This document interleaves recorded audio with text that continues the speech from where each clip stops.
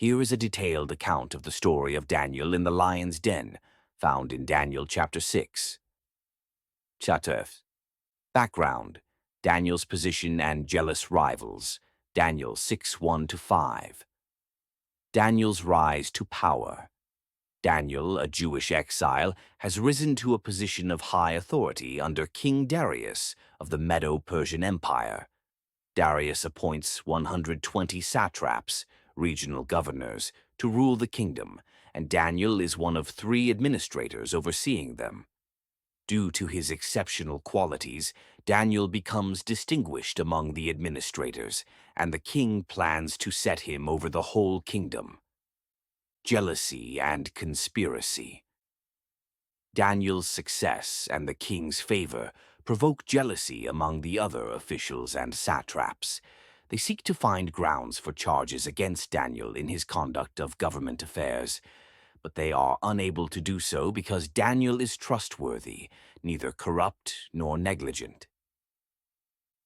The decree against prayer. Daniel 6:6-9. The trap is set.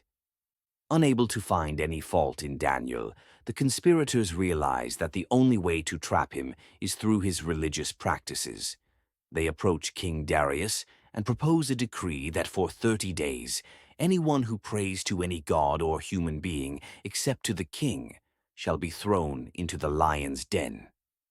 Darius signs the decree. Flattered by the suggestion and not realizing the true motive behind it, Darius signs the decree, making it irrevocable according to the laws of the Medes and Persians. Daniel's faithful prayer. Daniel 6:10-13. Daniel's response. Despite knowing about the decree, Daniel remains faithful to God. As was his custom, he goes home to his upstairs room where the windows open toward Jerusalem. 3 times a day he gets down on his knees and prays, giving thanks to God.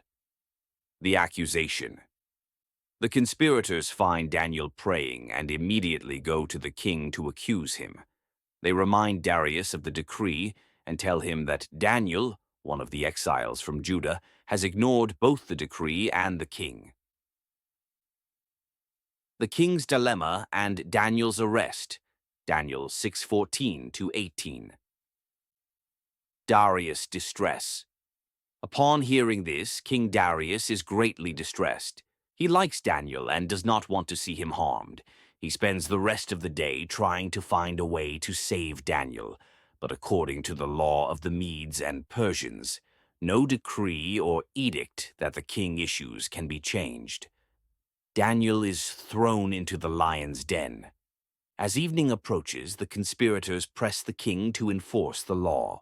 Reluctantly, Darius orders Daniel to be thrown into the lion's den.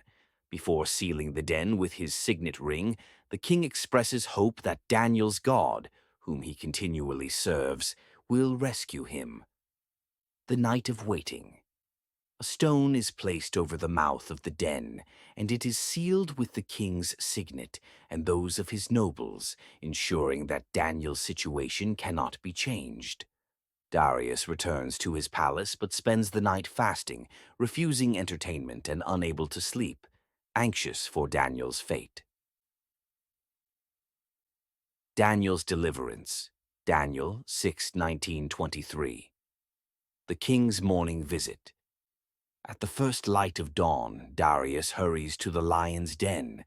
With a voice full of anguish, he calls out to Daniel, hoping against hope that he is still alive. He asks, "Daniel, servant of the living God, has your God, whom you serve continually, been able to rescue you from the lions?" Daniel's response. To the king's great relief, Daniel replies from within the den. He explains that God sent an angel to shut the mouths of the lions, so they have not hurt him. Daniel adds that he was found innocent in God's sight and that he has done no wrong before the king. Daniel is freed. Overjoyed, Darius orders Daniel to be lifted out of the den. Daniel is found unharmed because he trusted in his God. The king acknowledges Daniel's faith and the power of his God. The fate of the conspirators. Daniel 6:24. Justice is served.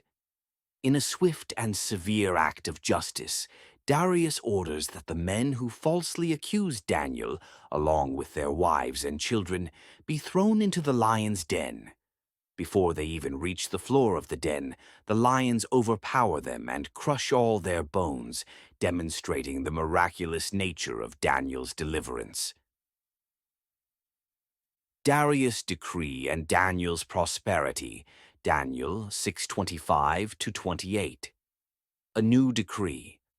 King Darius writes to all the peoples, nations, and languages throughout his vast kingdom, declaring that everyone must fear and reverence the God of Daniel. He praises God as the living God, whose kingdom will never be destroyed and whose dominion will never end.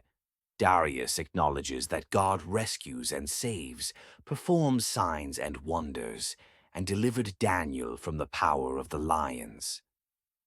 Daniel's continued success. Daniel prospers during the reign of Darius and the reign of Cyrus the Persian. His faithfulness to God and his integrity as a leader continue to be rewarded.